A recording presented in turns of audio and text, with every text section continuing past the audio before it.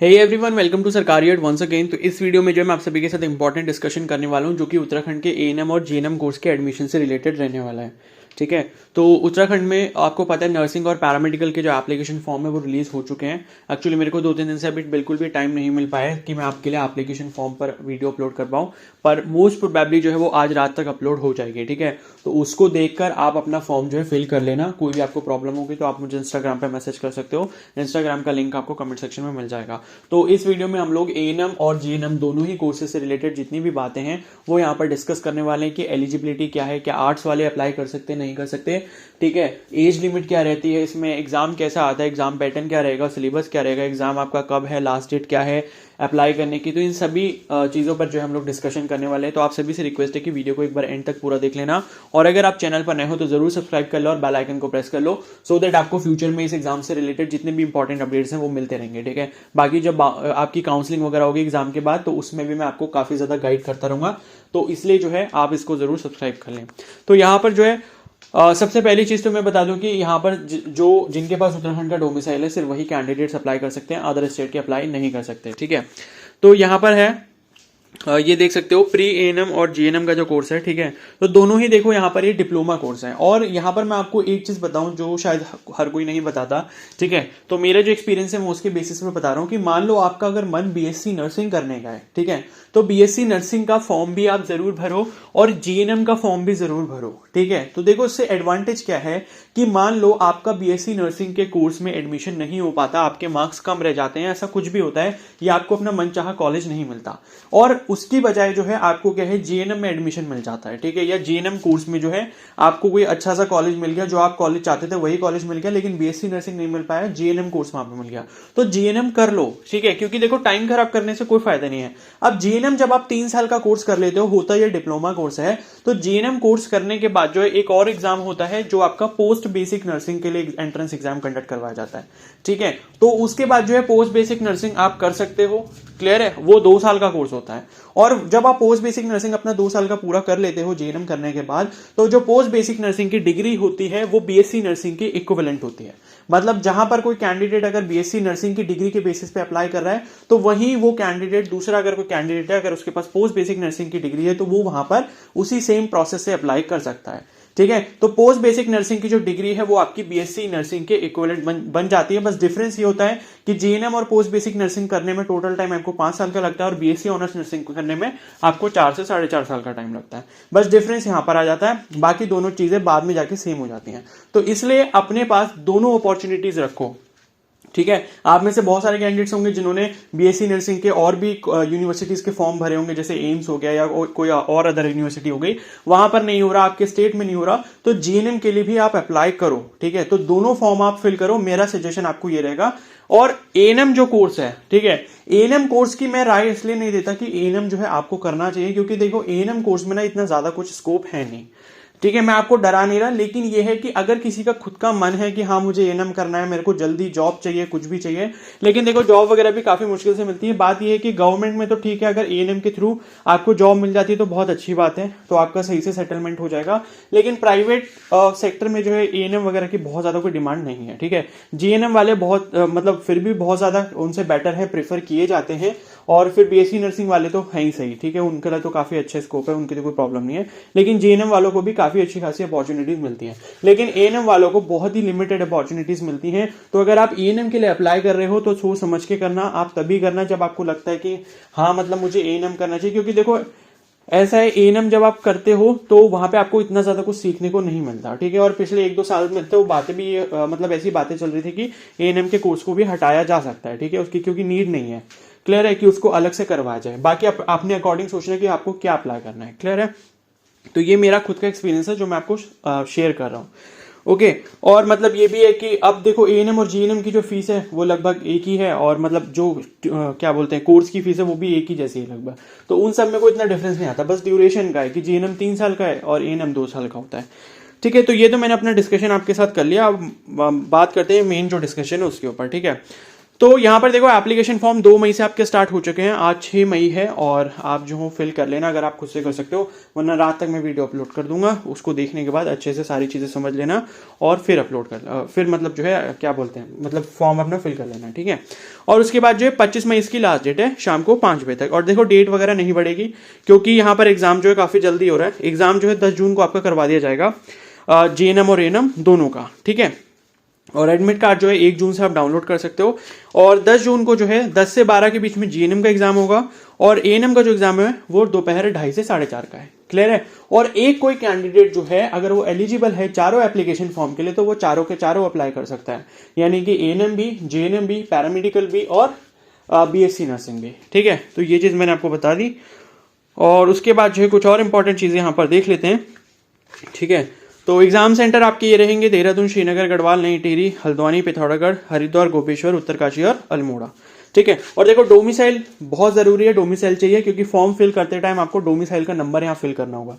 तो अगर किसी का डोमिसाइल नहीं है उत्तराखंड में, वो काफी टाइम से रहता है, लगभग 10 से 15 साल हो चुके हैं, तो जल्दी से जल्दी अपना डोमिसाइल पहले बनवाओ, ठीक है। 10 से 15 दिन लग जाते हैं उसे बनाने में, तो अगर वो फॉर्म की डेडलाइन क्लोज होने से पहले पहले बन गया तो आप अप्लाई कर पाओगे, अदरवाइज अप्लाई नहीं कर पाओगे, ठीक है।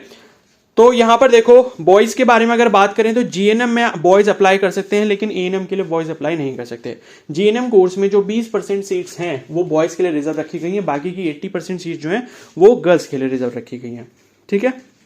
और उसके बाद बात करें अगर हम एग्जाम फीस की, ठीक है, तो ये जो एंट्रेंस एग्जाम का फॉर्म फिल करोगे तो उसकी फीस जो है 1500 रुपीज होगी, किसके लिए, जनरल और OBC कैटेगरी के लिए, क्लियर है। और बाकी जितनी कैटेगरीज हैं जैसे कि EWS हो गया, SC कैटेगरी, ST कैटेगरी, तो उनके लिए जो 1000 रुपये फीस रहेगी, ठीक है, दोनों ही के लिए, मतलब ANM के लिए भी और JNM के लिए भी। और उसके बाद जो है यहाँ पर और भी इंपॉर्टेंट चीज़ें जो है, ये करेक्शन वगैरह के बारे में लिखा है। मान लो आपसे फॉर्म में कोई गलती हो जाती है, 200 रुपये वगैरह, 200 रुपये जो है वो पे करके जो है आप अपना करेक्शन फॉर्म में कर सकते हो, ठीक है। बाकी ये इतना कुछ इंपॉर्टेंट नहीं है, एग्जाम के बाद की बातें हैं सारी, ठीक है। और जो इंपॉर्टेंट चीज़ है वो मैं आपको बताता हूँ। तो आप एलिजिबिलिटी की बात कर लेते हैं कि क्या क्राइटेरिया है एलिजिबिलिटी का, ठीक है। तो पहले तो ये है कि भारत का नागरिक हो और अभ्यर्थी चिकित्सा अधिक आधार पर स्वस्थ होना चाहिए, तो स्वस्थ होना चाहिए, ठीक है। उसके बाद आयु सीमा जो है वो यहाँ पर लिखी है कि ANM हेतु परीक्षार्थी की आयु दिनांक 31/12 को मतलब 31 दिसंबर 2023 तक जो है मिनिमम 17 साल होनी चाहिए और मैक्सिमम जो है 35 ईयर्स होनी चाहिए, क्लियर है। और JNM के लिए भी सेम क्राइटेरिया है, ओके।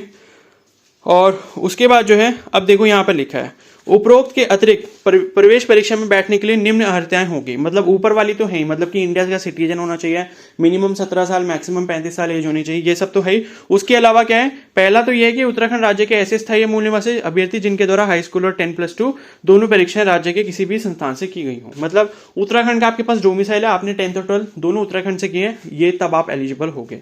दूसरा केस ये है कि सपोज ऐसा केस नहीं है, तो दूसरा ये है कि ऐसे अभ्यर्थी जो उत्तराखंड राज्य के स्थायी मूल निवासी नहीं है लेकिन उन्होंने हाई स्कूल और 10+2 अथवा दोनों समकक्ष दोनों परीक्षाएं जो उत्तराखंड राज्य में स्थित किसी मान्यता प्राप्त शिक्षण संस्थान से उत्तीर्ण की हो, तो वो बैठने के अर्ह होंगे, परंतु वे किसी आरक्षित सीट पर दावा नहीं करेंगे, ठीक है। तो दूसरा केस बेसिकली ये है कि आपके पास सपोज उत्तराखंड का डोमिसाइल नहीं है, लेकिन दूसरा केस ये कि उत्तराखंड का डोमिसाइल नहीं है, कोई प्रॉब्लम नहीं है, लेकिन 10th और 12th आपने उत्तराखंड से ही किया होना चाहिए। अगर उत्तराखंड से 10th और 12th किया तब भी आप एलिजिबल हो, लेकिन अगर आप जनरल कैटेगरी के अलावा किसी अदर कैटेगरी से हो, जैसे कि SC, ST, OBC, EWS, किसी भी अदर कैटेगरी से हो, तो उस कैटेगरी के रिजर्वेशन का जो फायदा है वो नहीं मिलेगा। अगर आपको अपनी किसी भी कैटेगरी का बेनिफिट लेना है, जनरल कैटेगरी को तो कोई भी बेनिफिट नहीं है, बाकी जितनी कैटेगरी से उनकी बात कर रहा हूं मैं, ठीक है। तो उसका अगर आपको बेनिफिट लेना है, फायदा लेना है, तो आपके पास उत्तराखंड का डोमिसाइल होना कंपलसरी है, ठीक है। तीसरी चीज ये लिखी है कि उत्तराखंड राज्य के ऐसे स्थायी मूल निवासी अभ्यर्थी जिनके द्वारा हाई स्कूल एवं 10+2 अथवा समकक्ष परीक्षाओं में से किसी कोई एक अथवा दोनों परीक्षाएं उत्तराखंड राज्य के बाहर स्थित मान्यता प्राप्त किसी संस्थान से उत्तीर्ण की हो, ठीक है। तो मतलब ये है कि ऐसा कोई कैंडिडेट है अगर उत्तराखंड का डोमिसाइल है, 10th अगर आपने बाहर से की है किसी अदर स्टेट से, या 12th की है, ये दोनों की है बाहर से, तब भी कोई प्रॉब्लम नहीं, तब भी आप एलिजिबल रहोगे। उत्तराखंड के डोमिसाइल वाले तो सारे ही एलिजिबल हैं, लेकिन बस जिसके पास उत्तराखंड का डोमिसाइल नहीं है लेकिन उसने 10th और 12th जो है उत्तराखंड से किया हुआ है, तो उसे रिजर्वेशन का बेनिफिट नहीं मिलेगा। बस ये 3 पॉइंट्स मैंने आपको अच्छे से क्लियर कर दिया, ओके। और बाकी वो कैंडिडेट्स पे अप्लाई कर सकते हैं जिनका 2023 में 12th का रिजल्ट आया है या आने वाला है, ओके।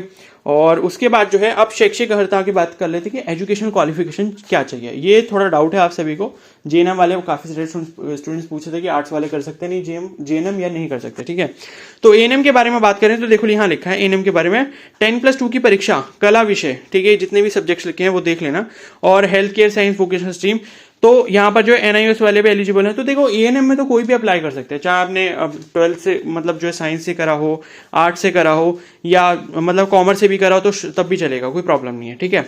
तो एएनएम जो है एएनएम के लिए सारे ही कैंडिडेट्स एलिजिबल हैं। अब बात करते हैं जीएनएम की।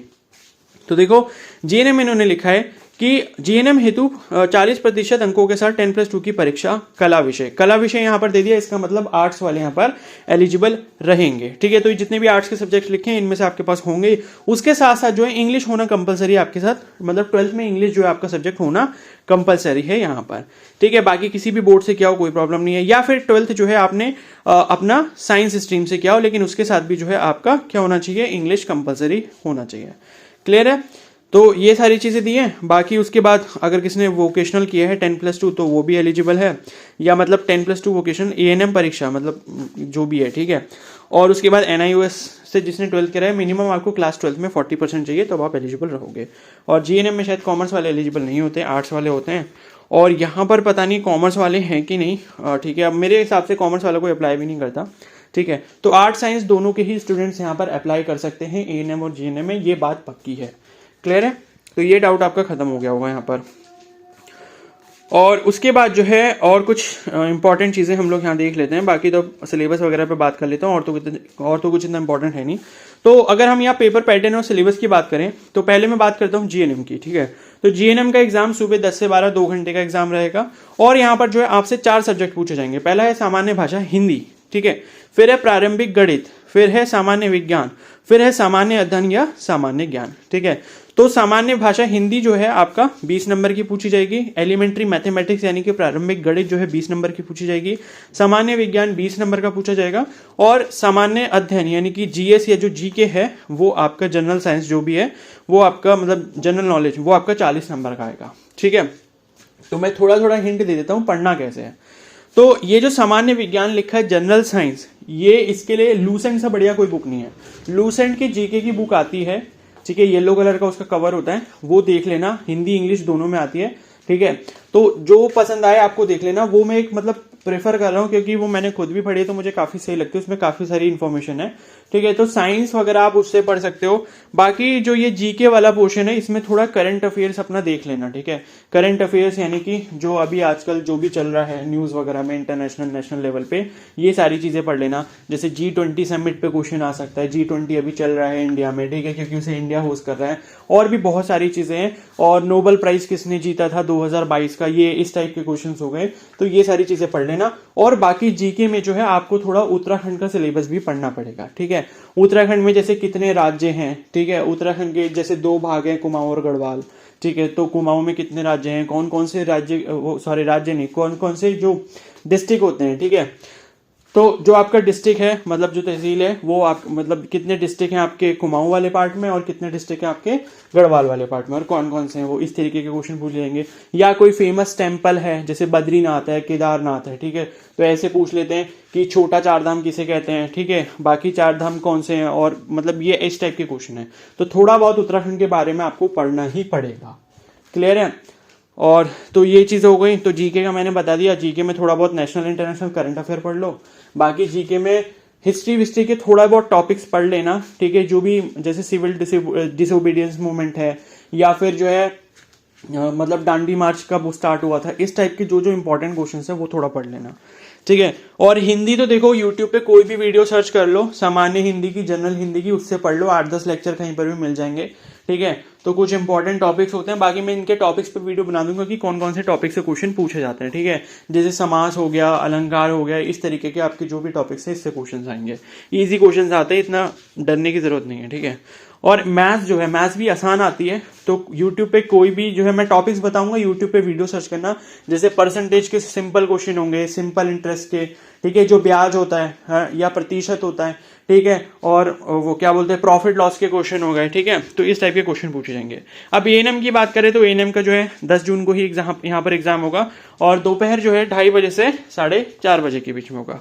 क्लियर है। यहाँ पर भी देखो सिलेबस सेम है, बस यहाँ पर डिफरेंस थोड़ा मार्क्स का है, और एक और सब्जेक्ट हो जाता है वो है इंग्लिश ऐड, ठीक है। तो इंग्लिश भी यहाँ 10 नंबर की आती है। अगर देखो कोई इंग्लिश में थोड़ा बहुत वीक भी है ना, उसको थोड़ी बहुत भी इंग्लिश नहीं आती, तो ये जो 10 क्वेश्चन आएंगे उस 10 में से 4 या 5 तो वो आराम से सही कर लेगा, इतनी आसान इंग्लिश आती है, ठीक है। तो इंग्लिश से डरना नहीं है, और इंग्लिश से अलग से पढ़ने की भी कुछ जरूरत नहीं है। थोड़े बहुत क्वेश्चन होंगे तो मैं खुद से प्रैक्टिस करवा दूंगा, और बाकी हिंदी में सब सेम वही टॉपिक आएगा जो जीएनएम में पूछे जाएंगे, जो मैंने अभी बताए हैं।